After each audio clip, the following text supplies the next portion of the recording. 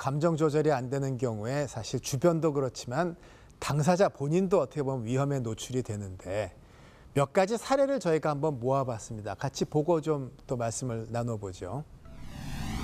방화 사건 피의자 최 모 씨가 1년 전 쓴 자필 편지에는 사회에 대한 최 씨의 불만과 분노가 가득 담겨 있습니다.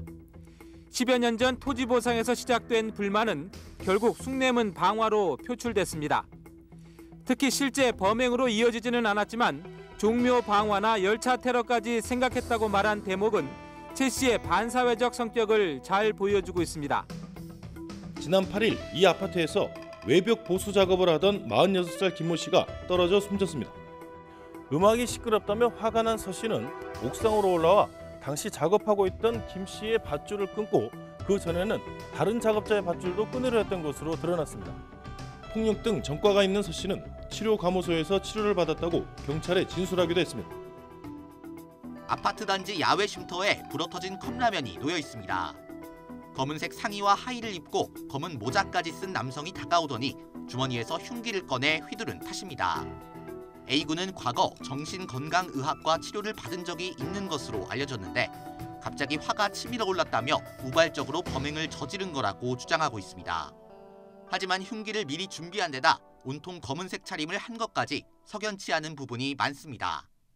사례를 봤는데 저희가 이제 분노 조절 장애, 간헐적 폭발성 장애인지 아니면 다른 어떤 그 심리적 기제가 작동한 건지는 참 보기 나름인 것 같아요. 그러게요. 법의 관점에서는 그걸 어떻게 나눠서 보나요?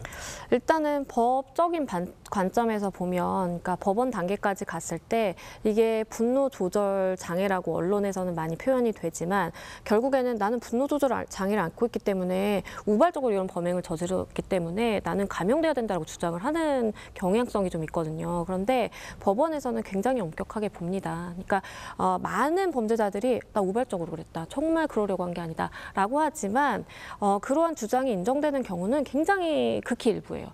우리가 우발적으로 누군가를 살해했다라고 하는 경우에 말다툼을 하다가 그냥 너무 화가 나서 옆에 있는 흉기로 그냥 탁 치는 경우, 이런 경우가 우발적이에요. 그런데 이제 일반적으로 뉴스에서 보도되는 그런 분노 조절 장애 범죄다, 이런 살인이 발생했다라고 하는 경우에는 내가 너무 화가 나서 내가 저 사람을 해야지라는 고의를 가지고 정말 치밀하게 계획을 세워서 범행 도구도 다 준비를 하고 뒷수습을 어떻게 할지까지 해서 하는 게 사실은 이제 범죄로 많이 나타나거든요. 그렇기 때문에 사실은 이런 우발적인 범죄다, 내가 분노 조절 장애로 인해서 그랬다라는 게 법적으로는 많이 인정되지는 않는 경향성이 좀 있고요. 그렇기 때문에 그걸 바꿔서 얘기하면 감형이 되는 경우도 드물기는 합니다. 숭례문 방화 같은 경우는 준비할 것도 많고 알아볼 것도 많은데 조금 아니네요, 그러면.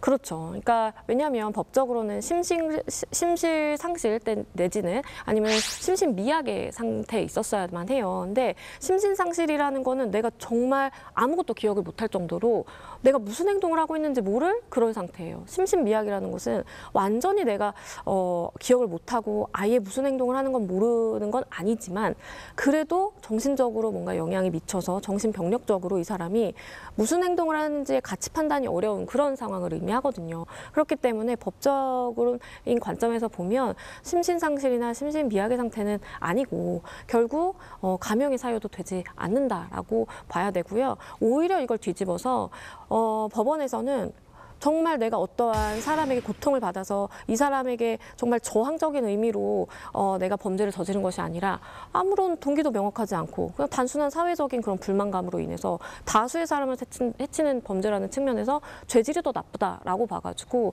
그거를 감형의 요소가 아니라 이제 가중의 요소로 보는 경우도 사실 있거든요. 상황을 다 알고 자기가 또 설명도 하고 하면 요거는 간헐적 폭발성 장애는 아닐 수도 있다는 얘기예요. 그거는 사실은 알 수는 없습니다. 이제 직접 이제 보고 쉽게 말하면 이제 정신 감정을 해야 되기 때문에 이제 이 사람의 실제로 진단명이 있는지 없는지 혹은 진단명이 무엇인지 그거는 알 수는 없는데요.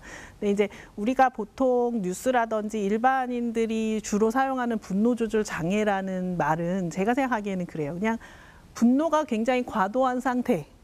충동 조절이 확 안 돼서 뭔가 공격적인 행동을 하는 상태.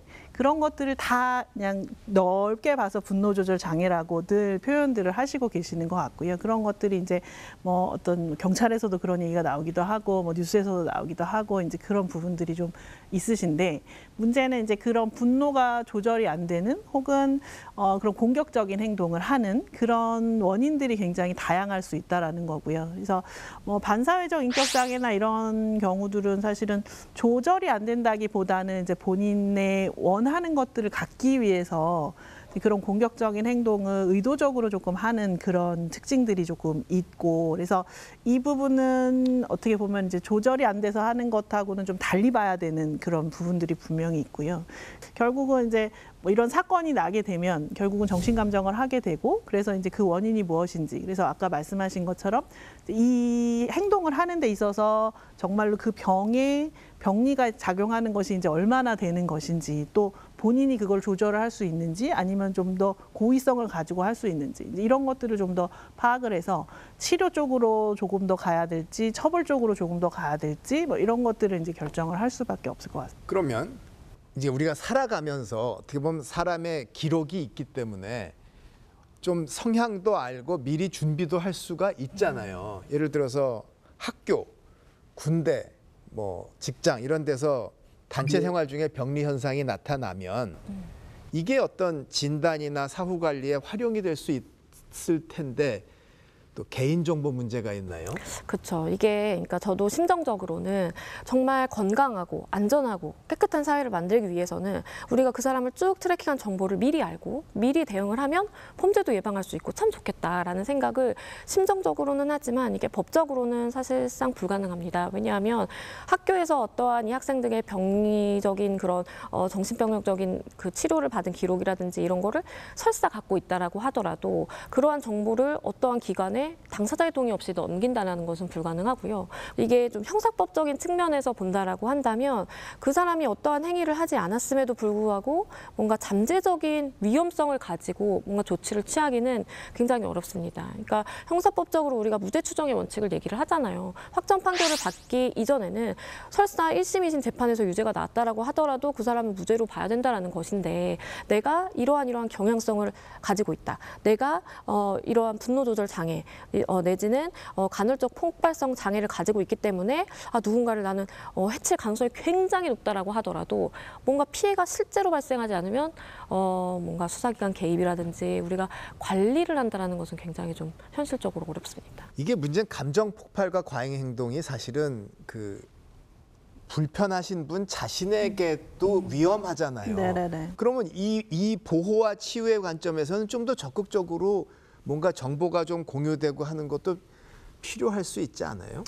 그렇지만 사실은 그게 우리가 이제 스티그마라는 얘기를 항상 그렇죠. 하는데요. 그러니까 뭐이 사람이 잠깐 뭐 어떤 일이 있어서 혹은 이 질병이 있다고 해서 그래서 완전히 낙인을 찍어버리고 이 사람은 앞으로 계속 공격적일 것이다. 계속 이제 아까 말씀하신 것처럼 실제로 하지도 않은 일에 대해서 이미 다 막아버리는 거는 사실은 인격적으로도 말이 안 되고, 설사 보호 목적이라고 네네네. 해도 이제 낙인 효과가 있으니까. 네. 그리고 그렇게 되면 그분은 사실은 앞으로 아무것도 못하게 될 가능성이 많으니까 치료적인 목적에서 봐서도 사실은 어떻게 보면 가능한 잘 치료를 해서 사회로 다시 들어가서 잘 살 수 있게 해야 되는 그런 목적과는 분명히 조금 어그러지는 그런 부분들이 있을 것 같아서.